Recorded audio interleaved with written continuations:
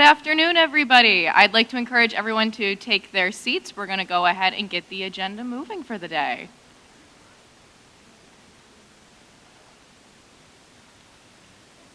And once everyone is comfortable and cozy, we'll go into the introductions for the group.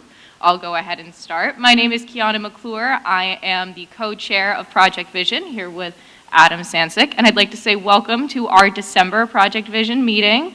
I'm very excited to be back here with you all. I haven't been able to make these specific meetings for the last few months.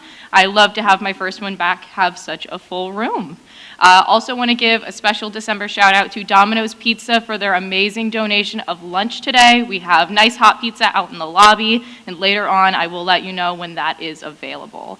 We're going to go ahead and start with the introduction of first-time visitors. So if this is your first time here, or if I told you it's the first time I've seen you here, could you please stand up and a microphone will come to you? Or if you haven't been here in a while, that also works. Ladies first. Ma'am. Hi, I'm Megan Novak. I'm one of the homeless response coordinators for the city of Rutland. I've been to a couple of the committee meetings, but this is my first time at the larger Project Vision meeting. Welcome. This is not my first time, but I was told I needed to say it anyway. When you used to meet in the House Center, I attended. I'm at large. My name is Marcia Castle. Used to represent the schools, but it was hard when I was still working to get to these midday meetings, except in the summer.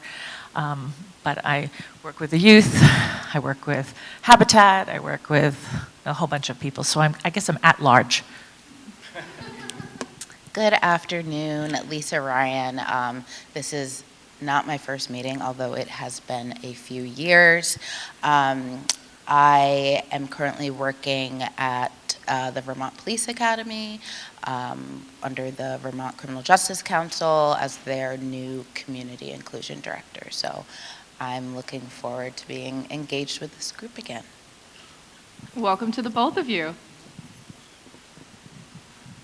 Hi, I'm Brittany Batiste. I just joined Brock's Community Justice Center as a victim liaison, and I've been here like a week, so this is my first time here. Welcome.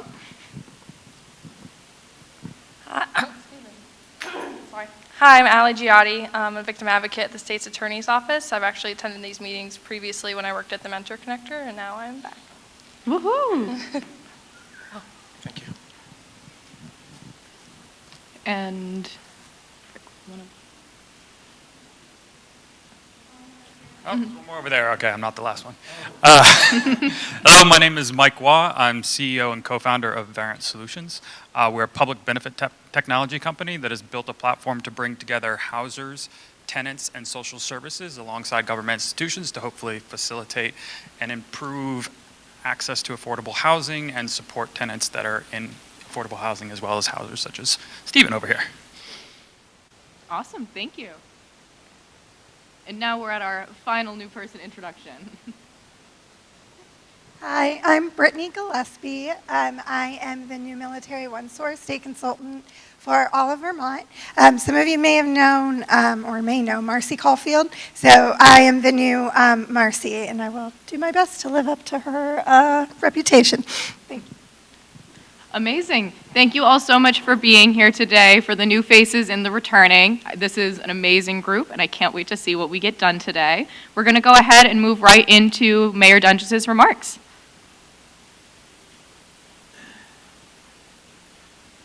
Good afternoon.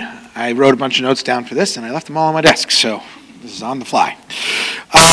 So last night, the Board of Aldermen finalized the budget that's going to go to the city voters.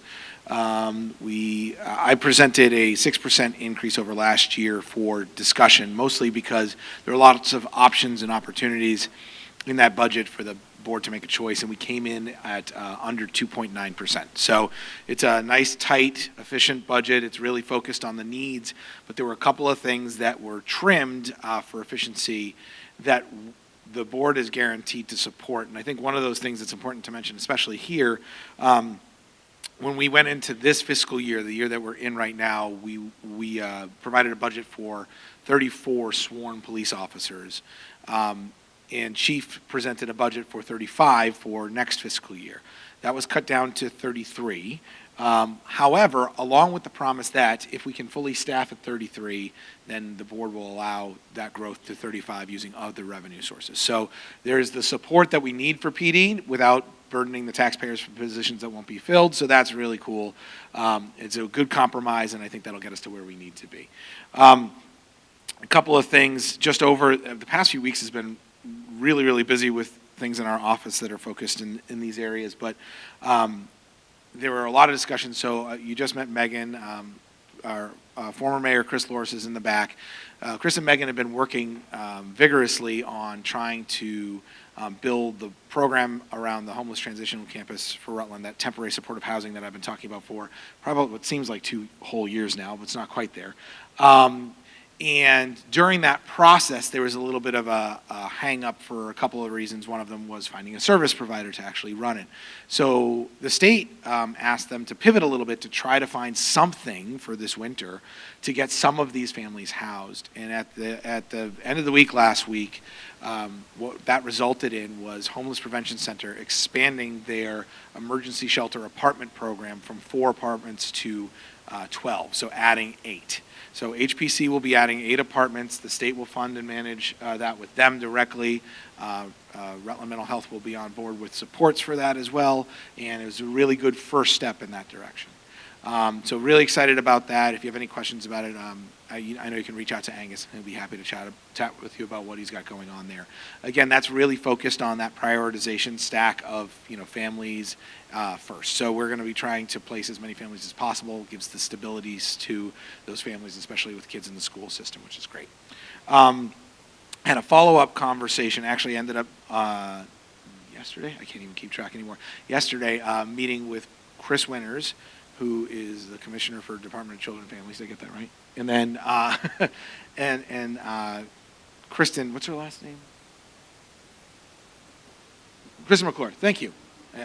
Who is the new assistant, or the deputy secretary for AHS.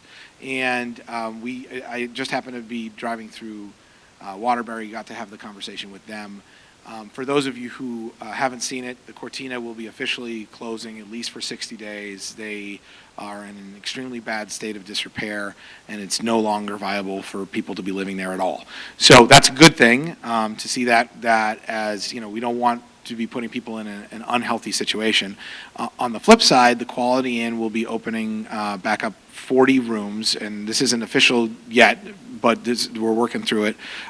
They'll be opening back up 40 rooms. And in the conversation yesterday, we got to talk about that prioritization. And for Rutland, we want to focus on the most vulnerable of the most vulnerable. So that's families with children and elderly disabled is really the focal point where if we have to pick people to help as quickly as possible to get them where they need to be, to give that stability to, and since we only have a limited amount of resources, that's kind of the hopefully the order we can go in. Great conversation with the state on that, and they're supportive, but what really came out of that is one of the things we've really truly been struggling with, and this was part of the conversation last week, is finding the supports that we need to be able to make this transitional housing campus work, to be able to, that temporary support of that time between getting somebody out of or a family out of the hotels and getting them into actual housing that's available. And that's been kind of Rutland's focus, and that's when we've been targeting. The challenge that we've run into is places are available, but people are not. And that's something we all know just through the conversations we've had here. The state has stepped up and said that they will act as the primary agency in those situations where we cannot find it and figure it out later. And that is huge. Now, this is something they've done in Waterbury and one other location, St. Albans, I think, maybe. They've kind of taken that front lead saying, we'll start here and then figure it out and find that provider. In the meantime, Chris and Megan have actually made some contacts with some really great providers that could be that primary agency at those locations. So a lot going on in the space, seeing some positive traction and a little bit of momentum, so super excited about that. Any questions? Rich? Oh, he's coming.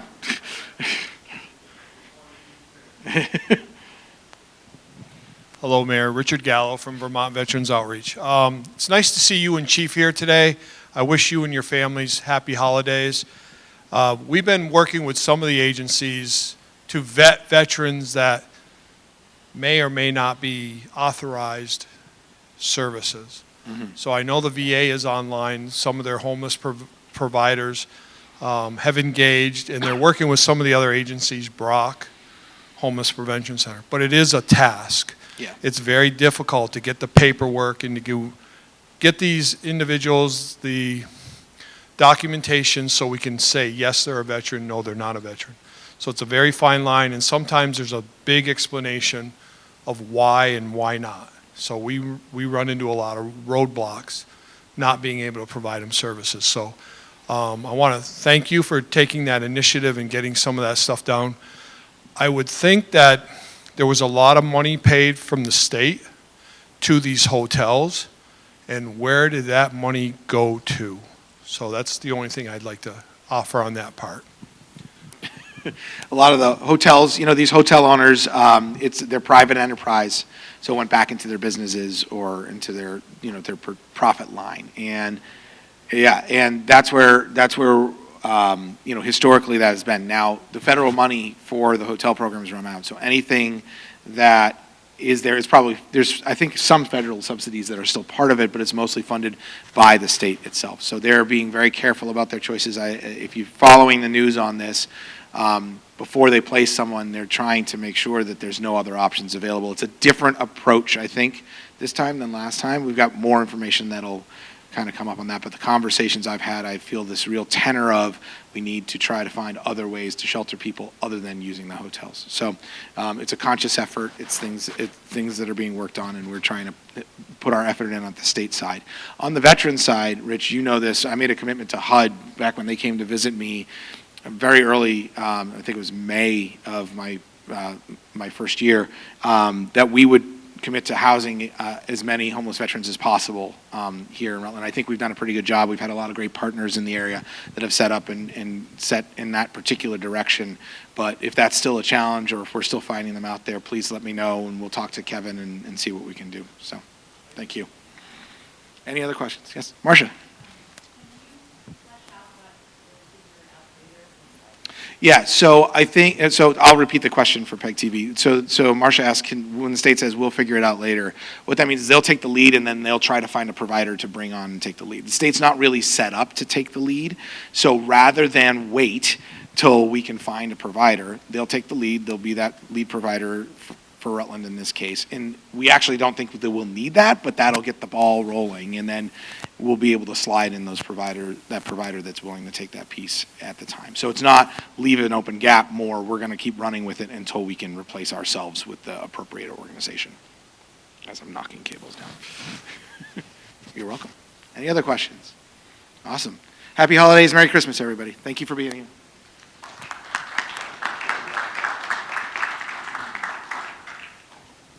And next, we're going to introduce Chief Kilcullen for his remarks.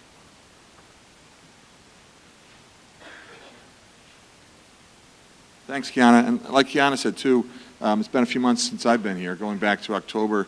A few of us were in Japan.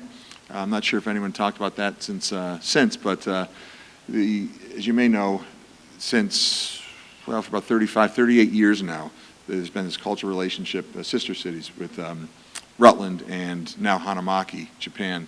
And so for most of the miles, so every year there's a group that come, and Chris Loris has been a big part of that too for a number of years. I didn't call you mayor. I know you, there's a, what'd you say, statute of limitations on how long you, yeah, okay.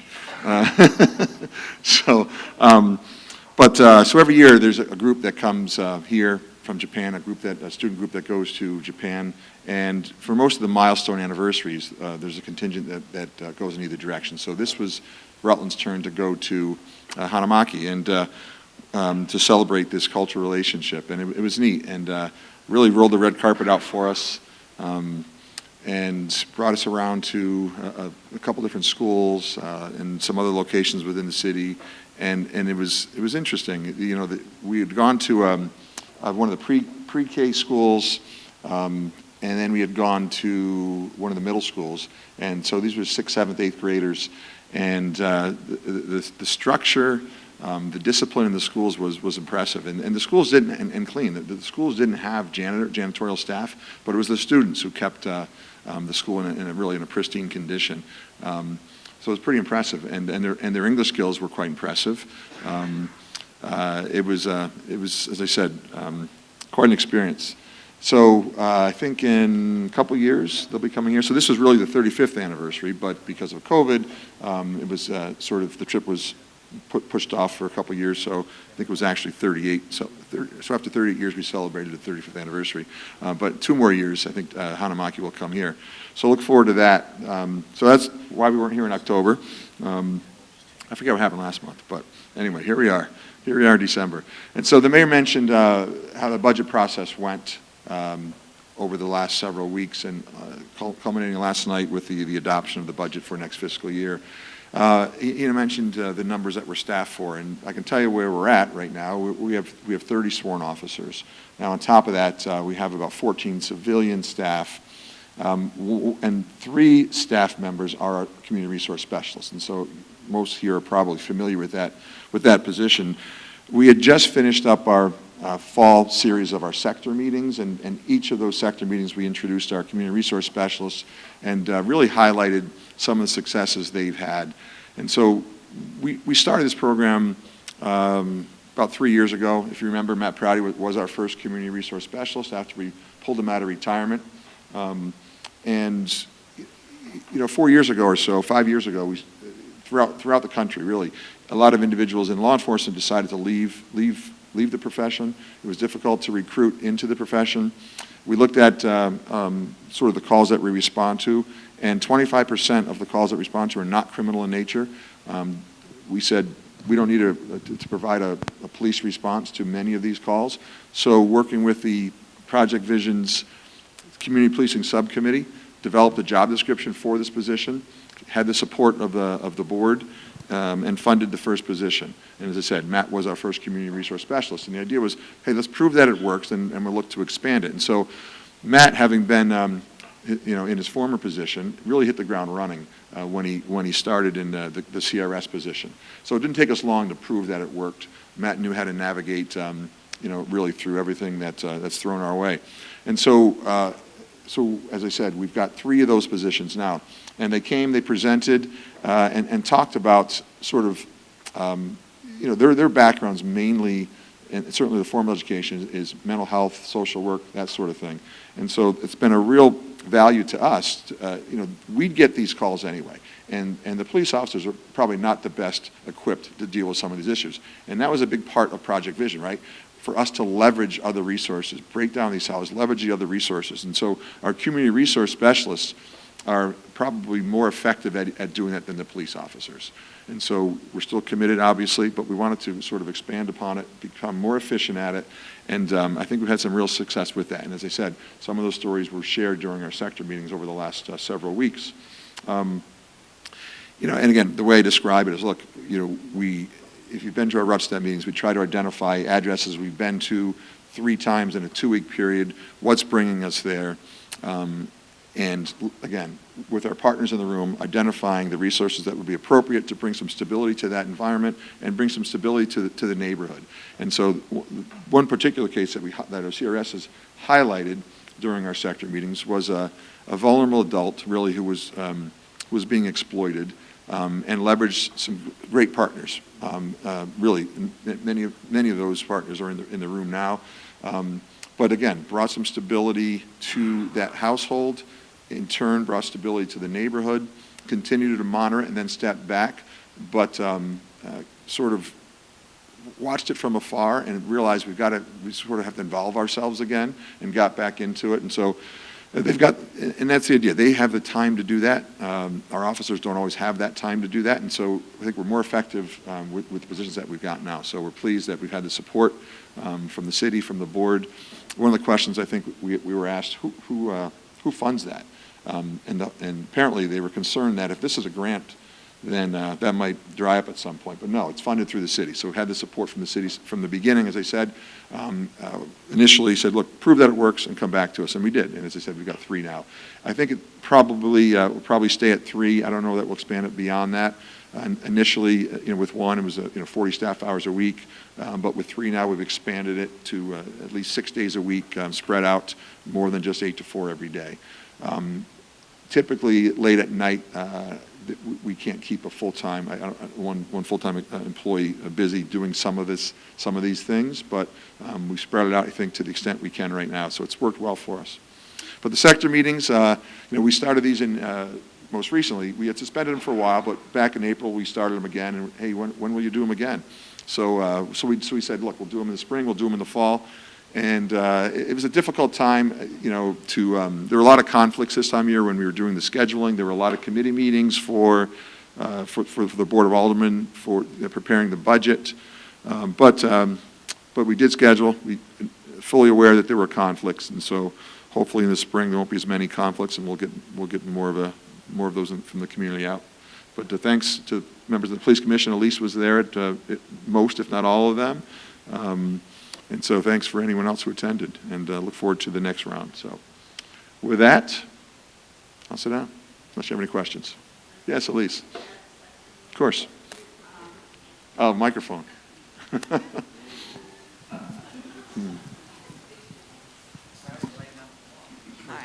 So I thought the sector meetings were wonderful. And I just want to encourage people, whether you belong to an agency or whether you're a citizen living in Rutland, the next time we have this round of sector meetings, it's an opportunity for you to go in and see some of the data that is being collected so you can get an idea of what's going on in the city and where it's happening in the city. But it's also an opportunity, and last night's meeting was really exemplary in this. It was Sector 1, which the meetings are divided into sectors. So the city is divided into 4 sectors plus downtown. So there's 5 chances to go to these meetings. So we were up in Sector 1, which is the northwest part of the city, which is Cleveland Avenue, Baxter, State Street, that area up in there. And what was so impressive about last night's meeting was the fact that the community members came out and there were some issues that they really wanted to talk about. So that's an opportunity for you to learn about what's going on in the city. It's an opportunity for you to express specific concerns. We got some really, really good things happening last night. We connected a citizen with one of the CRS to try to work on a case. And we also connected several citizens with with Corporal Heater, who is going to report to patrol that we need to look at patrol in one particular section of the city that needs a little bit more attention. So it's an opportunity to do things that you might not think you have. The other plug that I want to put is for the commission, and that is we meet once a month, the second Monday of the month, at 6 o'clock at the police department. If you have a concern, if you have a question, or if you just want to know more about what's going on, please come to the commission meeting. We have a section right at the beginning of the meeting where community members can participate. So lots of opportunities to find out what's going on in the city. And then the third thing is RUTSTAT, which is also held at the police department every other Tuesday at 8 o'clock in the morning, for those of you that are early birds. And a lot of the agencies are showing up to RUTSTAT, so if you're an agency member, you may want to go to RUTSTAT. The statistics are, again, displayed, and Nat does a wonderful job of putting together the statistics so you can see what's going on in the city. And then usually following the statistics, there's an opportunity for agencies to talk about what some of their concerns are, what's going on in their thing. We have a lot of opportunities. And then, of course, Project Vision, which you all hear. And thank you for coming. Thanks, Lisa. Richard.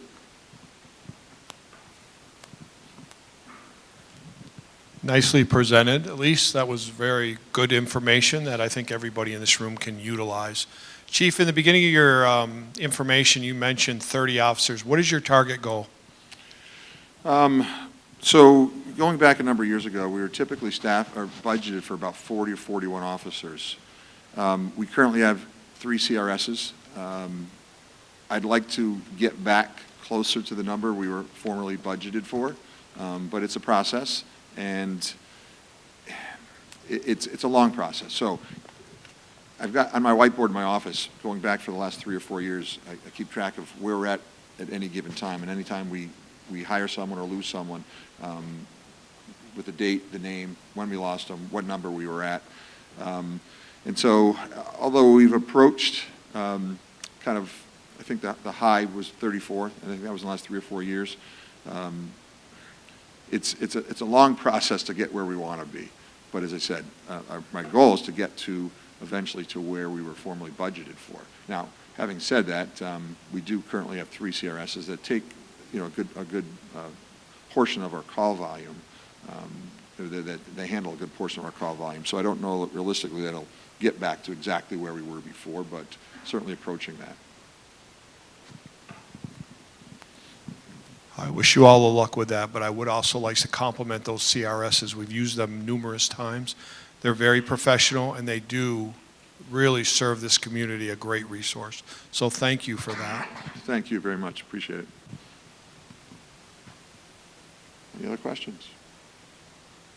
No? All right. Thanks, everyone. Back to you, Kiana.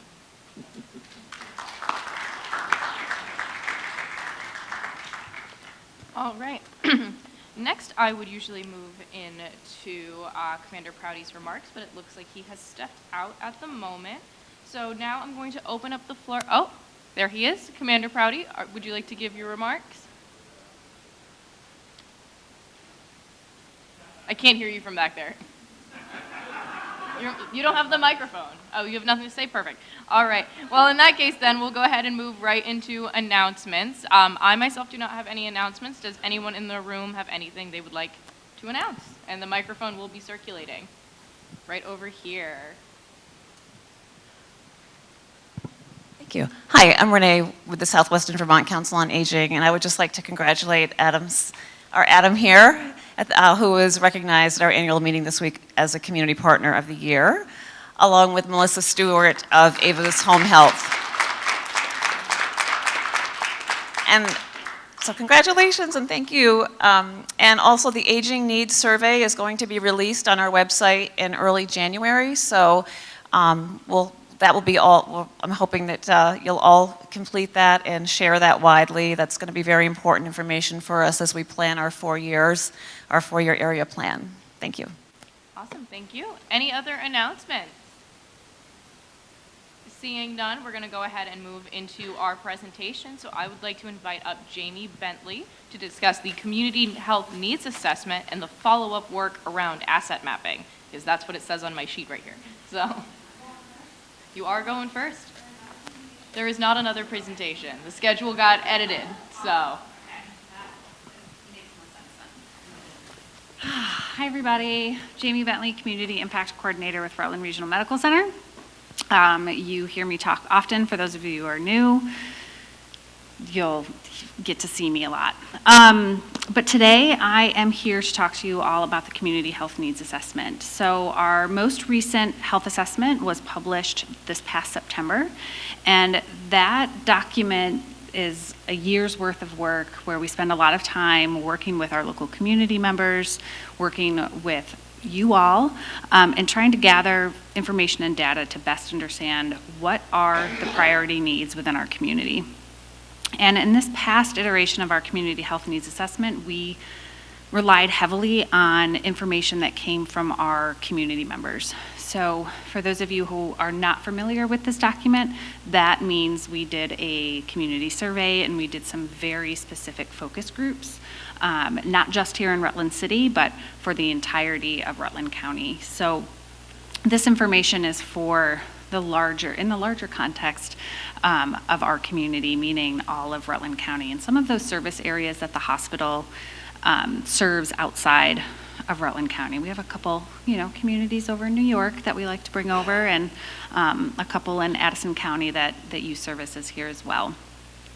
But what the community told us was this, which it's probably very hard for you to see from where you all are sitting. But the 3 areas in which we identified as priorities are access to care, community connections, and community safety. And so within each of those areas, there are very specific indicators that our community members identified as areas that were very important to them, but also they said we need to improve upon. So I think it's pretty consistent with what we're seeing in our state and in our community in general at the moment. Access to care is a big issue. We're seeing that at the hospital level, as I'm sure many of you know, and potentially even within our service providers, we're seeing some barriers and some issues with access. And that care, while we think often, or most often, about healthcare as access to care, that care really encompasses some of the larger services and other aspects within our community. So housing, food, nutrition, childcare, all of those pieces that really impact someone's well-being and health as a whole person, not just their physical health.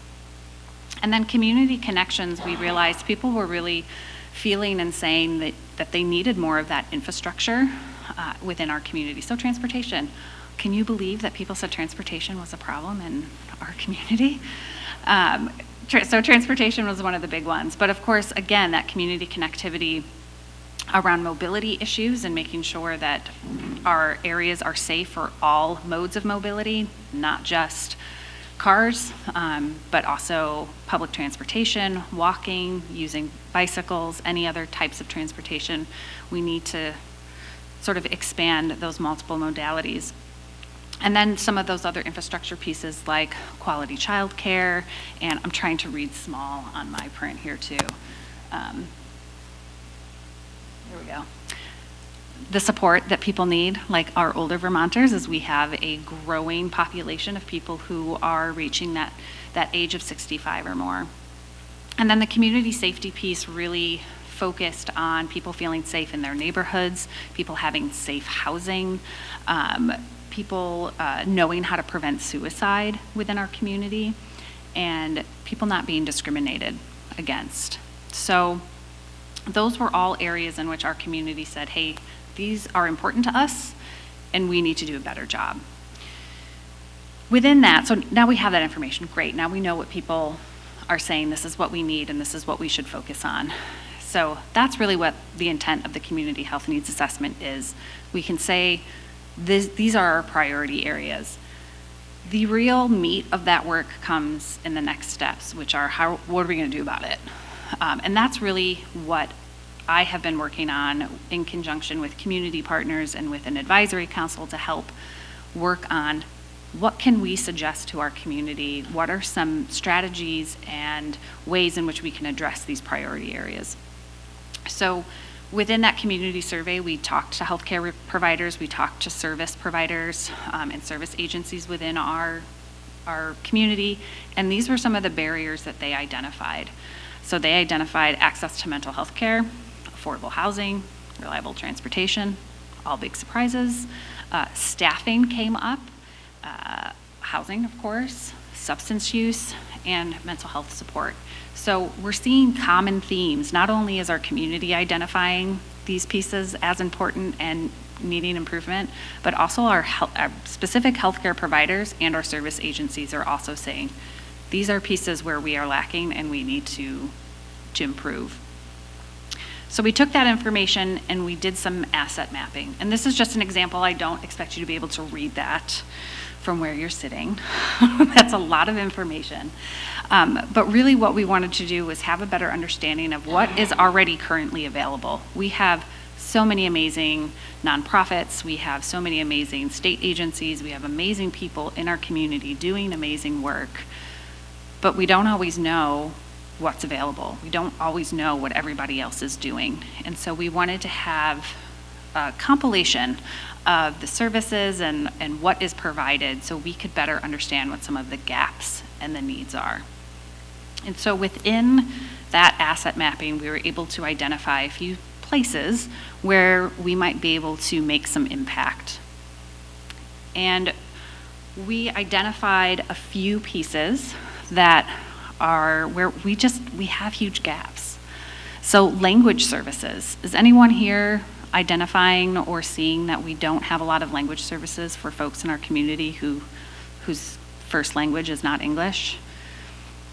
Yeah, and I've been hearing from a lot of people, well, is there really more folks in our community that might be speaking other languages? And the answer to that is yes. So there's a big gap. Transportation, of course, has come up, and we know that things are decreasing. We might be seeing them go in the opposite direction of what we want to see, which is more transportation. And then safety concerns around larger gatherings. We heard from some very specific groups, populations of focus, who said, you know, we would like to have large gatherings. We would like to be able to celebrate. We would like to be able to get together, but we don't quite feel safe enough to do that. And what can we do? What can our community do to say everybody should feel safe gathering and celebrating? The other aspect that that we identified through this asset mapping was some inefficiencies in access to services. And that's a lot of words in a jumble that makes probably no sense to a lot of folks. But to some of you who are providing direct services, I am sure you have come up against barriers where there are systems in place where the inefficiencies are so great that it makes it very difficult to get the services that people need. Has anyone experienced that? Yeah. Good. Well, I'm glad some people are raising their hands. I mean, I'm not glad because that's not helpful, but glad that we're hitting the mark here. The knowledge of local resources, we know that that's really difficult. There's a lot going on, and sometimes we don't always know, especially for some of our newer folks to the profession or to the area. They might not have any idea of where to go to find information on what is available. Where can I go? Who do I take my client to get the support that they need? And then workforce shortages. Is anybody here have their entire agency there are no positions open? Nice. 2, okay. And they're both state agency, right? Yeah, which is great, which is good, but that's a new thing, right? In Department of Health, right? That's just brand new. Yeah. Way to go, Jonah. And the other aspect of that is living wages. I'm hearing from people. I interviewed someone just this week who said, you know, I've been working in my position for 18 years and I have to work a second job in order to make ends meet. Okay. You're a full-time employee and you've been working in the same place doing service agency work for 18 years, and yeah, so what is happening? Where are there places in which we as a community can make some very intentional changes, either in our systems, our policies, or how we're advocating for funding within our community? And so that's really what I want us to spend some time talking about today. The other aspect, and I don't want to forget this one, is transparency. This came up a fair amount when I was talking with people who work with direct clients.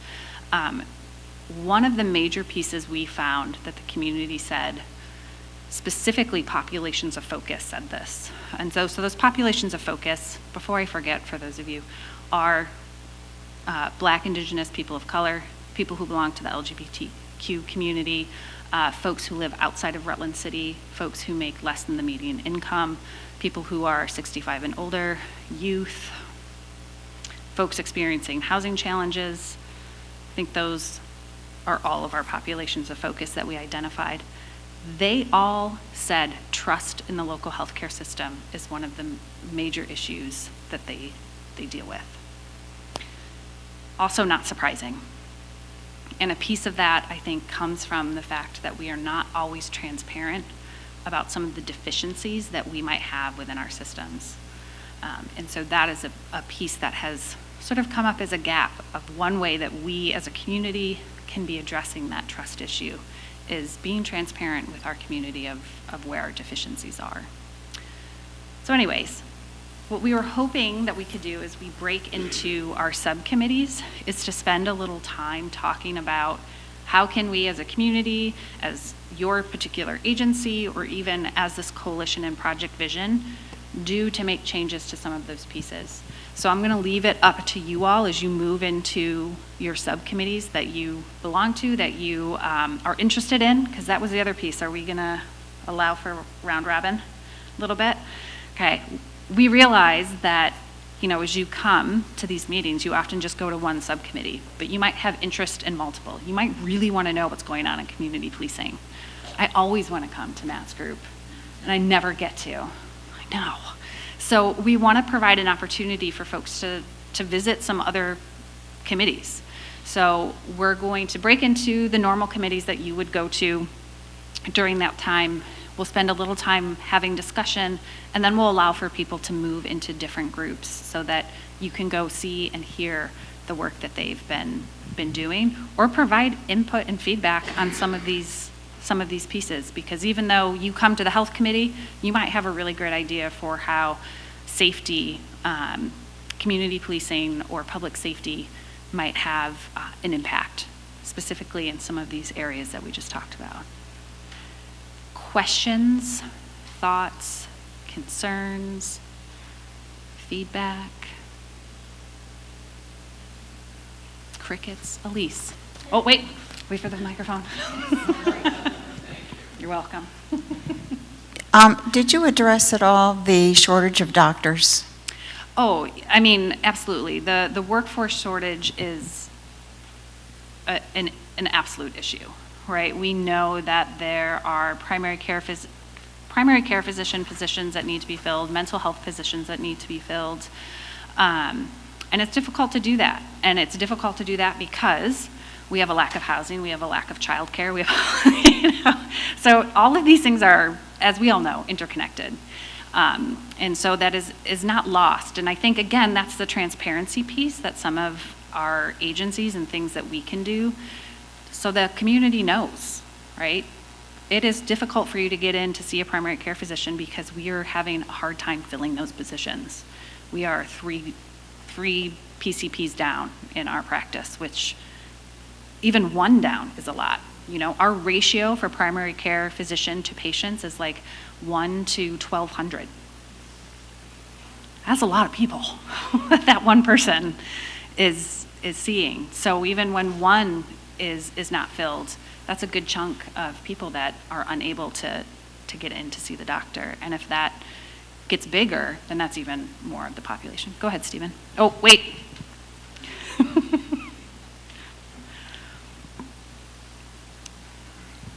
Stephen Box. You brought up doctors and nurses. I house doctors and nurses, travelers, but I work with out-of-state agencies that place them here.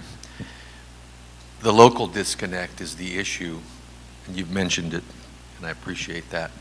And you mentioned housing several times, so it's not just affordable housing, but also housing for the workforce. I also house a lot of the trades, and again, it's like a word of mouth at Home Depot. Maybe they should be a social service provider also. Hey, that is a fantastic idea of where we could put information. Yeah, well, we all go Right? there, right? Right. Every day. And the housers and the trades. Really glad I But don't for the go there. doctors, I get this, the doctors and nurses, they tell me the issues. And they sometimes bypass Rutland because they can close the deal quicker. And they like a tight timeline because they do 13 and they go hard to the next one. And so it has to be timed well. And so it's difficult here to bridge the gap with the different Rutland Regional Medical Center. I know that hospitals don't want to be property managers. I get it. I totally get it. And we went down that road and came right back. Like, but just connecting with the assisted living, the residential care, community health at Rutland Regional, et cetera. It's difficult, and we often get sent to human resources, and they're full and busy and want nothing to do with it because that's too late. If the doctor's already in human resources, they're already in. But so I think there's that's why I'm looking forward to working with the social services agencies to fill some of those gaps from the perspective of the housers. And since I have the microphone, Please. in the middle of January, we'll have our next houser meeting. We had a few with housers and wraparound services and the government and the supporters, the trades that keep us all housing. And then we went through a bit of a lull, and so we starting up again in January, mid-January, getting the 4 pillars together to work on those gaps, and hopefully introducing Mike's platform so that it's more of a accessible rather than a word of mouth. As you say, new social service providers come to town and don't have the word of mouth and face-to-face They don't have the experience to infrastructure. to Yeah. know. Yeah. So how can we, make that accessible to all? So I appreciate what you're doing. Look forward to working with you there Thanks. on the housing element. Absolutely. That's the other piece too, that not to forget, there's a ton of work already happening to address these issues. This isn't, plenty of people are trying to work on transportation. Plenty of people are trying to work on housing. These are not brand new problems or issues that we're facing. Go ahead. Yeah. Jamie, thanks. I wonder, is there anywhere here where a livable wage can be addressed? I don't think so.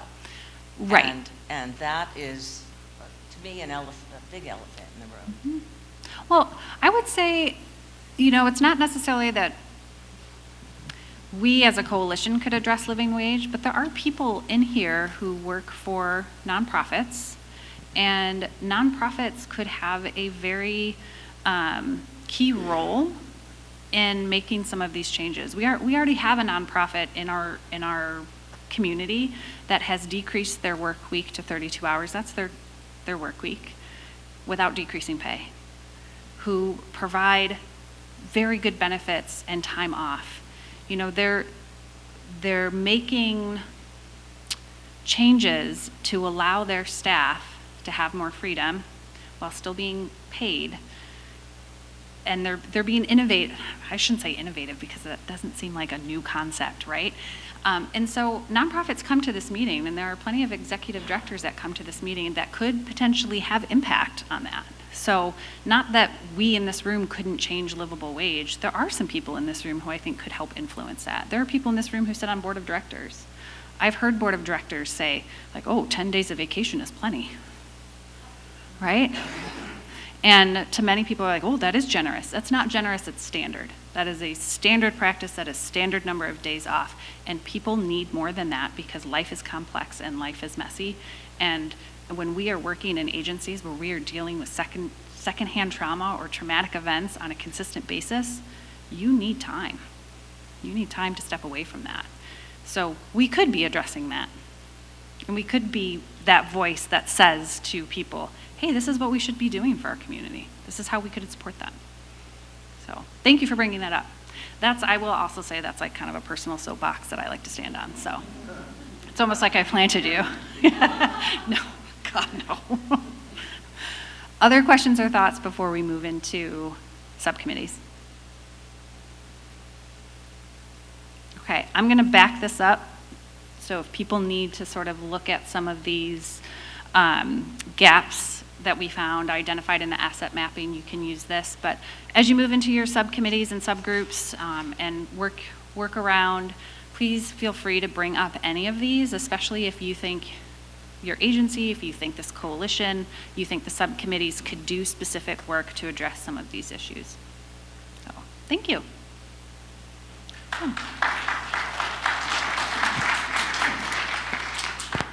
Thank you, Jamie. And I will now tell everyone where your subcommittees will be. Community policing will be over here with Commander Prouty. Youth will be in the back corner over there by the cork board and the back door. Training and education will be in the back corner over here on that far wall. Volunteer will be over here and over by Adam and the piano. And I know I have a list, but did I miss anybody? Health can meet out in the lobby in the sunny area with the couches. You guys get that every time, so. Do you want the couch? I'll give community policing the couch. I already said it, it's on camera, it's on record, PEG TV's got it. All right, guys, I'll see you in a bit. Uplifting story, and then we can go ahead and go right back into the food. I know we're all itching for the pizza. If somebody can whistle, that'd be great. I can't do that. That works.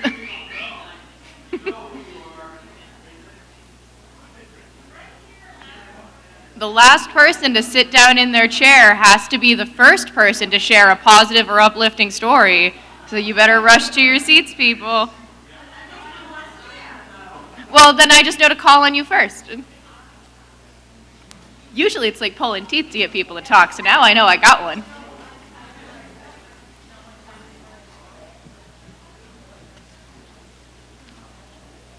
Awesome. All right, it looks like we have a majority of the group here back together, and I will open the floor for a positive or uplifting story.